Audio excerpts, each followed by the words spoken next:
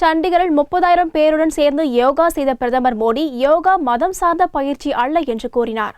இரண்டாவது சர்வதேச யோகா தினத்தை முன்னிட்டு மத்திய அரசின் ஆயுஷ் அமைச்சகம் சார்பில் நாடு முழுக்க யோகா தின நிகழ்ச்சிகள் நடத்தப்பட்டன.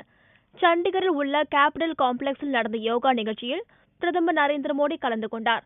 பஞ்சாப், ஹரியானாவை சேர்ந்த 30,000 பேருடன் இணைந்து அவர் பல்வேறு யோகாசனங்களை செய்தார். மூச்சு பயிற்சிகள், தியானம் உள்ளிட்ட பலவித யோகாசனங்கள் செய்யப்பட்டன. பிரதமருடன் 150 மாற்றுத்திறனாளிகளும் யோகாசனங்களை செய்தனர். யோகா என்பது மதம் சார்ந்த பயிற்சி அல்ல என்றார். அது உடலையும் மனதையும் ஆரோக்கியமாக வைத்துக் கொள்வதற்காக நமது முன்னோர்கள் வழங்கிய விலை மதிப்பில்லா கலை என்றார். செலவின்றி ஆரோக்கியத்திற்கான காப்புறுதியை யோகா அளிப்பதாக கூறிய மோடி, யோகாவுக்கு ஏழை பணக்காரர் என்ற பேதமில்லை என்றார். யோகாவை பள்ளிகளில் அறிமுகப்படுத்தப்படும் என்றும் கூறினார். உலகம் முழுக்க யோகாவை பிரபலப்படுத்தவும் இந்தியாவில் சிறந்த யோகா ஆசிரியர்களை உருவாக்கவும் மோடி அழைப்பு விடுத்தார். சர்க்கரை நோயை கட்டுப்படுத்தும் ஆற்றல் யோகாவுக்கு இருப்பதாக கூறிய மோடி, இனியும் தாமதிக்காமல் உடனடியாக யோகா பயிற்சியை மேற்கொள்ள வேண்டுமென நாட்டு மக்களுக்கு அழைப்பு விடுத்தார். 3 நிமிடம் 15 வினாடிகள் ஓடும் யோக்தீத் என்ற யோகா சர்வதேச தின தீம் பாடலையும் மோடி வெளியிட்டார். இதேபோல நாட்டின் பல்வேறு நகரங்களில் நடந்த யோகா தின நிகழ்ச்சிகளில் மத்திய அமைச்சர்கள் ராஜ்நாத் சிங், அருண் ஜேட்லி, மனோகர் பாரிக்கர்,